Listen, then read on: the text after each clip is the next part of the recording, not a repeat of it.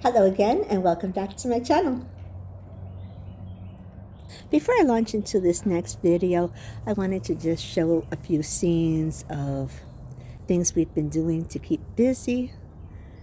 This is the mountain that we were taking a nice little hike on and just doing things, being a homemaker at home also. Enjoying this kind of crazy weather. Sometimes it's cold, sometimes it's warm.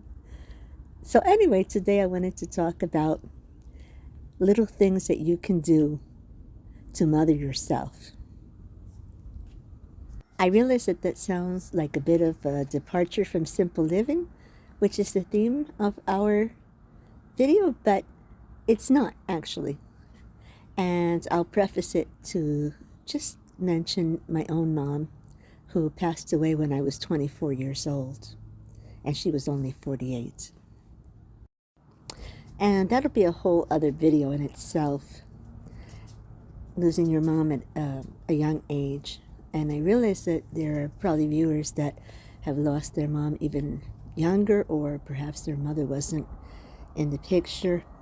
So I'm hoping that this will be an inspiration to you.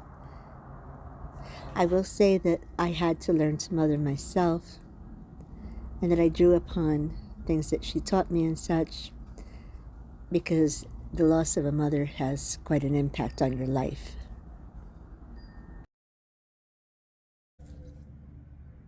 And yes, this is a porch chat because we haven't done this in a while. So I had been wanting to do another porch chat. And this one especially had been on my mind. It's sort of you might think of it as a self care type of motivation, but also it's a little bit more than that. Going back to what I said, when my mom passed away, my first son was born that same year, and she wasn't there to see it. My mom had a lot of issues with her heart and with diabetes and just a whole host of problems that she had. And so it just so happened that my son came along right after that, and she wasn't there to see her grandchildren, either of her grandchildren. And then later on in my life, as I grew up, because you kind of have to grow up after, even though you're married and you have children, there's something that happens to you that you really have to grow up once your parents are gone. And especially my mother, who was very, very close to me. We were best buddies, you know. So there were things that she taught me, and there were times that I really needed her by my side. And little by little, there were things that I ended up doing that it made me feel her presence in a sense, but also took care of me for in ways that she had done. And I thought that if you, maybe you do this, but if you haven't, I urge you to do that, because there's times that we need to mother ourselves. And one of the things is a very simple thing. I don't do it that quite that much now because I've been retired and home. But when I was working, especially, this came into play. Not that it won't. You could always do it and take it with you when you go hiking. But I used to take a little extra care in packing my lunch, for example. That was something that my mom would have done. And I'm not just talking about throwing a sandwich together and putting it in a bag and taking it with you. I'm talking about really doing something very lovingly for yourself. Just taking the time to do that, maybe adding a few little healthy snacks or fun snacks, as she would have done. You know, there's little things like that. My mother also with that, she would have just taken a lot of care with it. And I think that that's something that we need to do. We do it for other people, we do it for our children, we do it for our husbands, but we don't always do it for ourselves.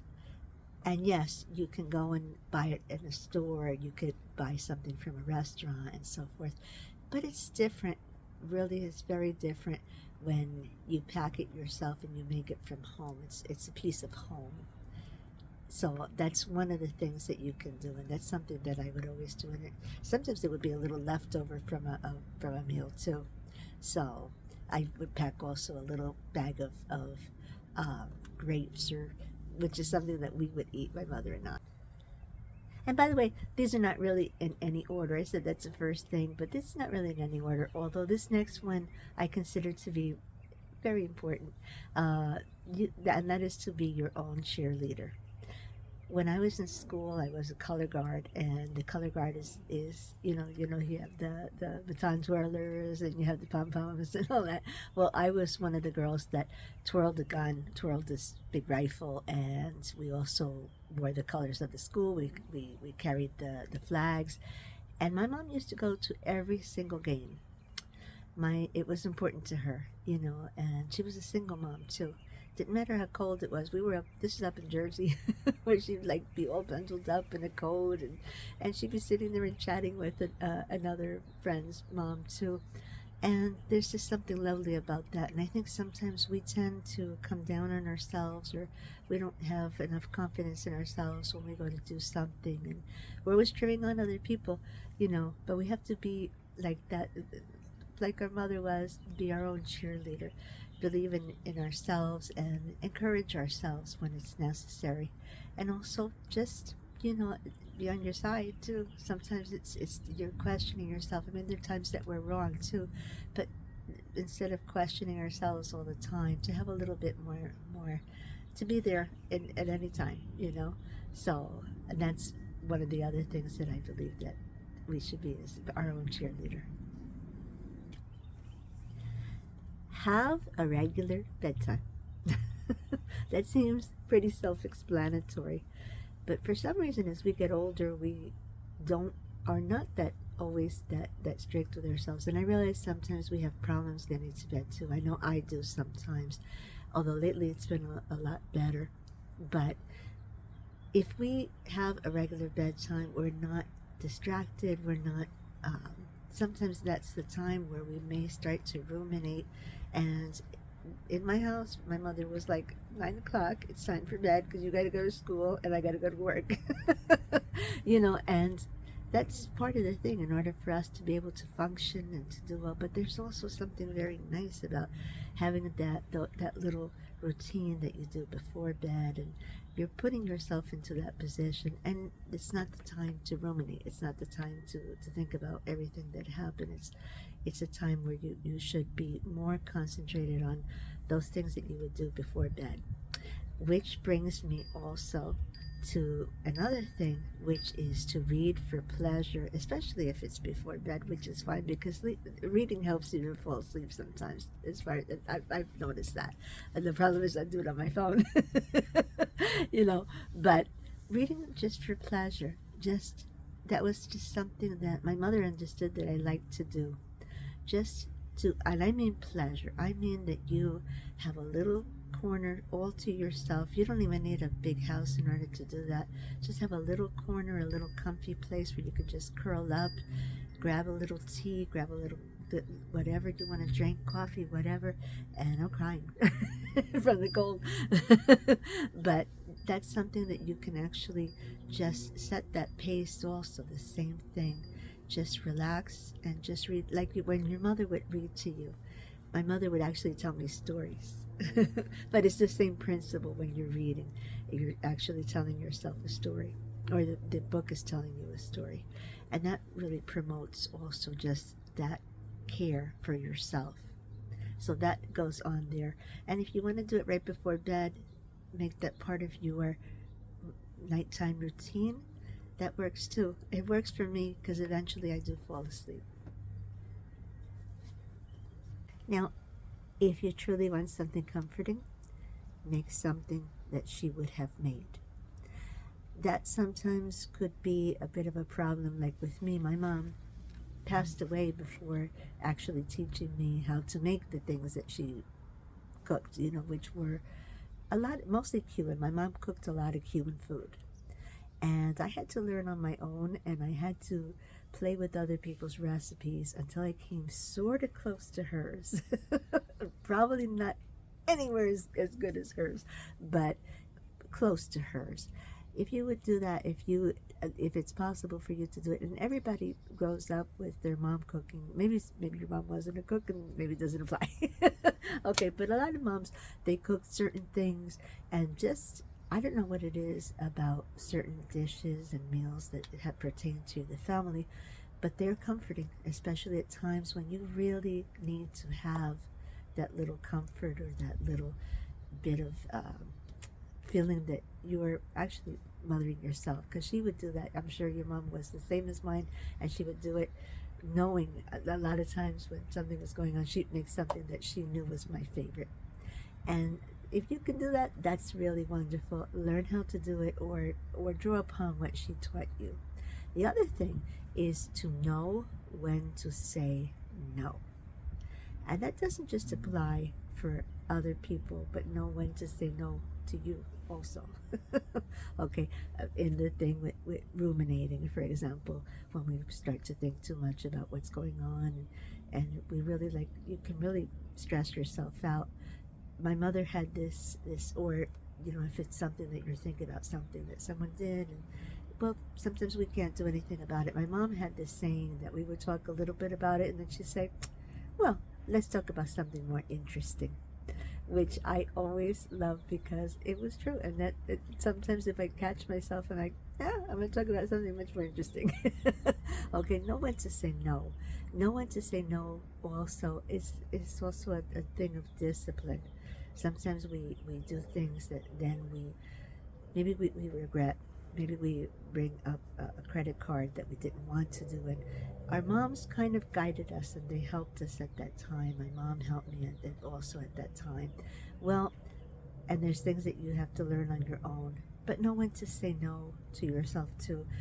Self-discipline today is not something that is very popular, but it reaps rewards. The Bible says that too, that it reaps rewards. And it does. It reaps rewards in that you don't do something that later you're going to regret. So know when to say no, as your mother would have. Hopefully she would have said no too, because there's love doesn't always say yes. Love sometimes says no because it's for your betterment. So know when to say no also.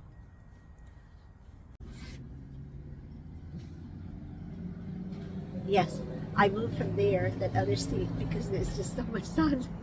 It's really a sunny day. It was cold, but actually I'm ready almost to take this off too. Now, the next thing is to make time for play. Mothers do that. Mothers make sure that there's also time for play. My mom actually would get down on the floor and color with me and such when I was little, or she would make sure that we got to go over to, I don't know if you ever heard of Palisades Amusement Park, but she would take me to Palisades whether I had good grades or not, because it was time to be together and have a good time. So we need to do that, especially in today's world where everything is about being productive. Everything is about getting everything done, and we can kind of get caught up into that, but we need to make time for play too. Make time just to, like yesterday my husband said, let's just go out for a little drive, a wonderful drive, and then we walked around an antique store. So it was a lot of fun. We just got to be having time together. It really helps, especially with stress. There's Piper. She wants to be in it. She wants to be in the video. It really helps with stress. It really helps to have that cool down period. Our mothers did it, and we need to do that for ourselves too. We need to, even if you want to do something like color and everything else as you did as a child, I don't see any reason for that. They found that helps people also with stress and such. So make time for just play, just whatever that means. If it's going bowling, if some people like to ride bikes or ride horses, go for that. Do that. Now the next thing is another thing with self-discipline. Maybe my mom was tough, and I'm glad that she was. But my mom also, she taught me to do things without complaining. Do what you have to do and don't complain. My mom cleaned most of the house. Again, we had a real small apartment, but it was my job to vacuum, vacuum the house, and also I had to clean the bathtub. I had to do that because it was very difficult for her to do that. And she'd always say to me, before you go out with Linda, which was my best friend, and we go out walking and walking and walking, I had to do that. I don't go out until you do your chores. You do what you're supposed to do. And you could complain about it, but it didn't matter. It didn't mean that you weren't going to have it done. So sometimes we tend to have we may not complain out loud, but we'll have that way about us. And just remember that your mom did things without complaint. Your mom did things that she was supposed to do. My twin-in-law's here. That's cool. Yeah, I'm not editing that out. This is real life, okay? Not professional, and that's okay. Another thing is something that your mom did and that we need to do for ourselves. That was something that, yeah, sometimes I had to really end up learning how to do that, and that is to take care of your health on your own. That means that all the things that she did, make sure that you do for yourself. Because again, we as women, sometimes we put things off, we take care of everybody else, we're taking care of everyone when we need to take care of ourselves. That means, as your mom would have taken you for regular visits to the dentist, as much as obviously insurance and money can afford these days, but take care of yourself as best as you can, going to the doctor, getting what you need, whatever it is, whatever medication, whatever supplements, whatever it is that you need to take care of yourself. That's our thing, and we can't take care of others, especially, it's not just with doctors and such, but take care of your health. Something that, because of my mother, and you notice I lost the jacket too, it's too hot. But since my mother died at 48 years old and never got to see her grandchildren, I told myself when that happened that I would honor her by outliving her, by taking care of myself, as I find that it was a tragedy that she didn't. So take care of yourself as best as you can. Get your exercise, eat healthy, make yourselves that don't go crazy with, again, self-discipline, because they're not here anymore, and it's up to us. We teach other people, and we teach our children, and it's time for us to teach also ourselves too, and to take care of ourselves. The very last thing has to do also with what I just said about teaching. Make sure that you have a little part or more than one part in your journal. And if you don't have a journal, then write it down somewhere, and just write down the things that your mother taught you, all the things that she either would say to you, or little sayings, or little things that maybe that you actually have passed on to your children, your grandchildren. I realized my mother, when she came here, my mother came from Cuba, probably in 1959, because it was right before I was born, and my birthday's coming up actually in March, and, well, it is March, it's coming up this week on Friday, and honestly, my mother, with a third grade education, did not pass the third grade, and that was because back in the time when my mother was a little girl, girls would leave school and they would help their mothers to take care of the house and take care of the younger children. So my mother had a third grade education, and she was still one of the smartest people that I've ever known. And she taught me a lot of things about life, and a lot of things that I've hopefully also passed on to my children. So write those things down too. Write those things, and they all are things that shaped who we are, and they wanted to shape us. Our mothers wanted to shape us, and all of these things that we could put together. Those of us that don't have mothers anymore, and we realize, I always am happy for my friends that will post about their mothers being in their 80s, and my mom would have been about that age, and I look at that and I always congratulate them that they have that. But for those of us that don't, and we still can remember them, even in the things that we do to take care of ourselves. So I hope that this video has been helpful to you. I hope that you've enjoyed it. I enjoyed making it. I enjoyed thinking about I had to think about all the things that I had did over the years to take care of myself and to mother myself. So if you want to leave me a comment, that would be great. Let me know the things that maybe you do, or about your mother too, if you have your mom. If you don't, that will be another video another day. This was a long one. I'm usually not that long, but I actually enjoyed doing this, and I hope you enjoyed it too. So until I see you again, may God bless you.